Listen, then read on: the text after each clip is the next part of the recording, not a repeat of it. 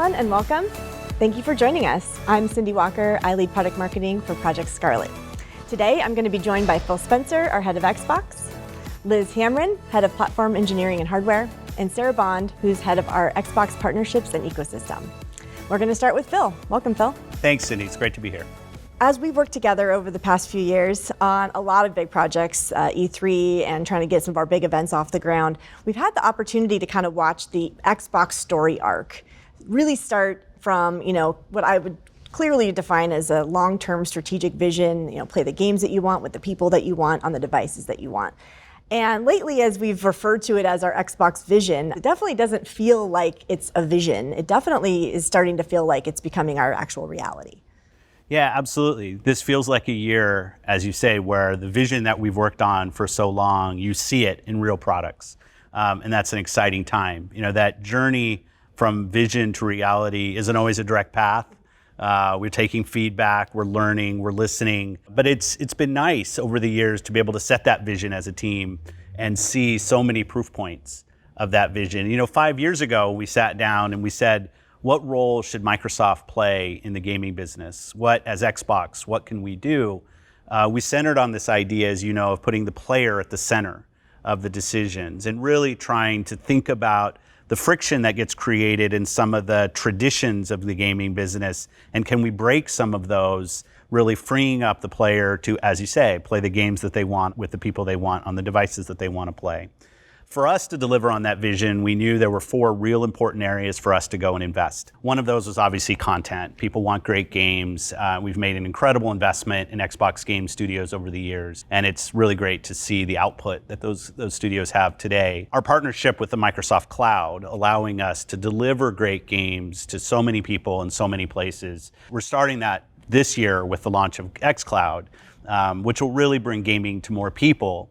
And then as we looked at gamers and how they build their library, we thought there was an interesting opportunity for us to bring something else to market, in Game Pass. And we're having incredible success with Game Pass right now, not just from the millions and millions of subscribers, people playing so many different games, but also creators who now see this as a great avenue to build new games, new genres, new franchises, and get access to all of these millions of players who will go and try games. And we're long on Game Pass. It's a huge part of what we're doing at Xbox. But obviously for us, the console is the foundation of what we're going to go do. We thought it was really important in the Scarlet generation that we had a real vision for what we wanted to do with our next generation consoles, and it's exciting to be here today to get to talk about it. Well, and as we kind of talked about earlier, this vision started years ago, so we were able actually to use some of our Generation 8 hardware to learn and test areas that we wanted to get better at or wanted to really inform our Project Scarlet generation.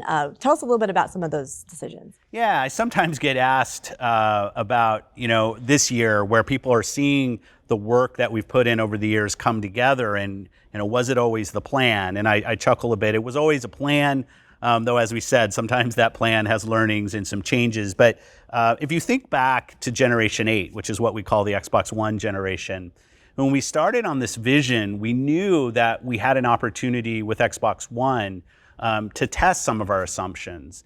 Could we ship multiple Xbox Ones that have different performance profiles but are able to play all of the games that were launched on Xbox One? Could we bring your previous generations of games to Xbox One through our backward compatibility program? And when we do that, can we actually use the power of the console to deliver the best version of those games? The team has done incredible work there. It's just great to see how many of your best games today are running on Xbox One X. And these were really important learnings for us. The ability to deliver Xbox One X in the low profile that it has, just small console, very quiet, and delivering true 4K gaming for people. Another important thing as we rolled into Generation 9, which for us is Project Scarlet. And I get asked sometimes about the code names and people trying to decipher what our code names mean. For us, Project Scarlet was the name of the generation, because we knew we were going to be doing multiple things in Generation 9 in Project Scarlet. We knew we were going to deliver more than one console to the home, which is what we're here to talk about today. But we also knew we were going to be delivering blades into our Azure data centers, versions of an Xbox that fit into a data center, allowing people to stream games from the cloud to so many different locations. We also have our development kit, which I say is kind of the unsung hero of the generation, because that's the thing that developers are using right now to go build the next generation of games that everybody wants to go play. So for us, Project Scarlet was the code name. And there were some real investments that we wanted to make, that we wanted to go across all of Project Scarlet. Our work with AMD on the SoC to really beef up not only the GPU, which we've made tremendous advancements in, but also the CPU, so that today when you see incredible looking games, and they'll continue to get better, now we're starting to feel games that they feel as good as they look, with things like 120 frames per second, variable refresh rate, giving developers real tools to tune the latency in the experience. People are going to play games on Scarlet that are going to feel like no other game that they've ever played on console. We're also building a consistent development kit across the console. So as a developer, I can build one version of my games and I get access to the full Project Scarlet kind of install base of players, and it really unlocks a lot of potential for the developers. For console players, I'm confident our next generation of hardware will be the best way to play all of your games this year and in the years ahead.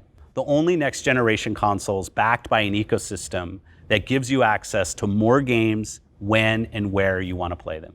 The only next generation consoles with next gen performance, speed, and compatibility, accessible to everyone. And as people know, accessibility has been a really important thing for us. And price matters in accessible. Price, form factor, all of these things were critical. So we've already talked about Xbox Series X, but people have been asking about Lockhart for a long time. It's kind of the worst kept secret in our portfolio. But to be here today and to get to talk about Lockhart, the smallest console we've ever built, frankly, and still has all of the same compatibility and design goals that we set about from the beginning of Project Scarlet. And I can't wait for everybody to get to experience what this is about. So let's take a look at the Xbox Series S.